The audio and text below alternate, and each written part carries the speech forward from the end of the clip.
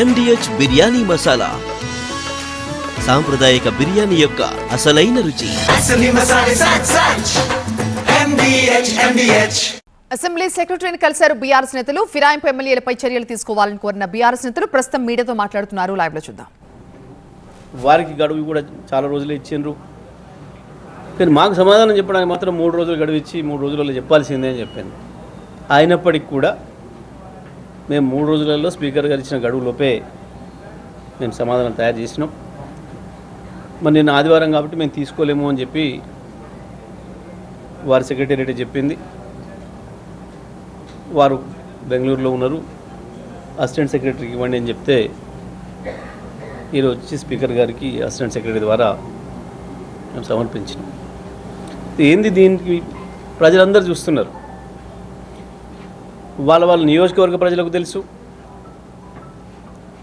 రాష్ట్రంలో ఉన్న ప్రజలందరికీ కూడా తెలుసు, మీడియా ద్వారా చూస్తున్న ప్రపంచంలో ఉన్న ఇక్కడ ప్రజలకు కూడా తెలుసు వారి భాగవతం అంతా కూడా. కానీ ఇప్పటికీ కూడా మేము పార్టీ మారలేదు. మేము ముఖ్యమంత్రి గారు నియోజకవర్గ అభివృద్ధి కొరకు పోతే ముఖ్యమంత్రి గారు మేము పోయినందుకు గౌరవించాలి కాబట్టి మా మెడలో 3 రంగుల కండువా కప్పిండు. అది జాతీయ జెండా రంగులున్న కండువా, అది మేము కాంగ్రెస్ కండువా అనుకోలేదు కాబట్టి మేము ఏ తప్పు చేయలేదు. మాకు ఇప్పటికి బీఆర్ఎస్ పార్టీ పైన విశ్వాసం ఉంది కాబట్టి మమ్మల్ని సభ్యులుగా కొనసాగించండి అని చెప్పి పాపం 100 ఏళ్ళకి తిన్న పిల్లి యాత్ర పోయిందన్న పద్ధతుల్లో వారి అమాయకత్వాన్ని నిరూపించుకునే ప్రయత్నం చేసిండ్రు. అది చూస్తే కనీసం ప్రజలు నవ్వుకుంటారు, ఆ నియోజకవర్గ ప్రజలు నవ్వుకుంటారు. వాళ్ళని చూసి ఎదురుపడితే కూడా ఎవరికైనా ఎట్లా ఉంటుంది మనం ఈ సమాధానం రాస్తే అన్న ఆలోచన కూడా లేకుండా ఎంతమంది కళ్ళు కప్పుతారు. మీరందరే సాక్షులు. ఆ ఒక్కరోజు కండవగా ఊకోలేదు కదా. ఆ తర్వాత అనేక కాంగ్రెస్ పార్టీ సమావేశాలకు పోయారు. ఓకే, మరి చూద్దాం కొన్ని. ఇది పోచారం శ్రీనివాసరెడ్డి గారు ఈ మధ్యన ఒక వారం 10 రోజుల క్రితం ఒక సమావేశంలో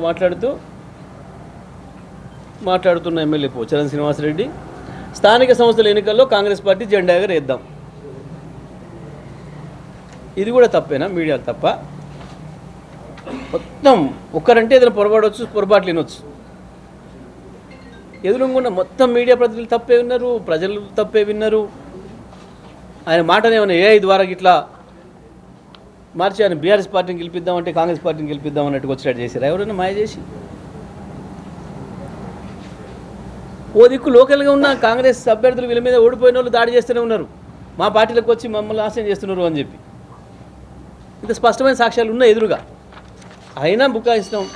ఓకే, మరి ముఖ్యమంత్రి గారిని వీరింటికి నా నియోజకవర్గంలో సమస్యలు ఉన్నాయి అని అంటే, అయ్యో అట్లనా అన్న, నేనే వస్తాను, నేను సమస్యలు తీరుస్తానికి అని చెప్పి పాపం వాళ్ళ ఇంటికి పోయిండట. ముఖ్యమంత్రి గారు పోయినాడు, వారు చెప్పిన సమాధానంలో, వారు రాసిచ్చిన దాంట్లో వచ్చి చాలా తీవ్రమైన సమస్యలు ఉన్నాయి రైతాంగానికి, అవి నా దగ్గర పరిష్కారం ఉంది, నన్ను అడుక్కొని పోదామని వచ్చిండు ముఖ్యమంత్రి పరిష్కారం అని చెప్పి రాసిండు దాంట్లో. మరి ముఖ్యమంత్రి ఒకే కానీ మరి ఈయనెవరు? రాహుల్ గాంధీ ఎందుకు కలిసిండు? ఏమనాలి దీన్ని? ఏమనుకోవాలి? ఇంత ఇదేంటిది? కాంగ్రెస్ పార్టీ ప్రచార రథం. ముఖ్యమంత్రి అంటే నీటికి నీ నియోజకవర్గ సమస్యలు తీరుద్దామని చెప్పి వచ్చిండు. మరి ఇదేంది? ఇక్కడ ఎవరిది ఉండాలి? కేసీఆర్ది ఉండాలి కదా. నీకు కేసీఆర్ మీద నమ్మకం ఉంటే, బీఆర్ఎస్ పార్టీ పైన విశ్వాసం ఉంటే, కేసీఆర్ పైన నమ్మకం ఉంటే, ముఖ్యమంత్రి కప్పిన కండువా కాంగ్రెస్ది కాదని అనుకుంటే నువ్వు ఏంది అన్నట్టు ఏం సమాధానం చెప్తారు దీనికి? బీఆర్ఎస్ కార్యకర్తలకి ఏం చెప్తారు? కాంగ్రెస్ కార్యకర్తలకి ఏం చెప్తారు? మీ నియోజకవర్గ ప్రజలకి ఏం చెప్తారు?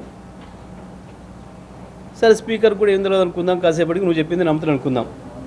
మిగతా వాళ్ళు ఎట్లా నమ్మాలి? కోర్టులు ఎట్లా నమ్మాలి?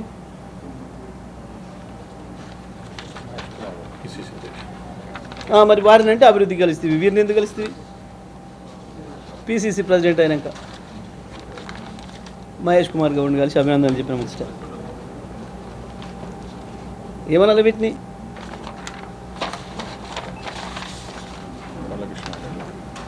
సరే, MDH బిర్యానీ మసాలా, సాంప్రదాయక బిర్యానీ యొక్క అసలైన రుచి. Asali masala sach sach. MDH.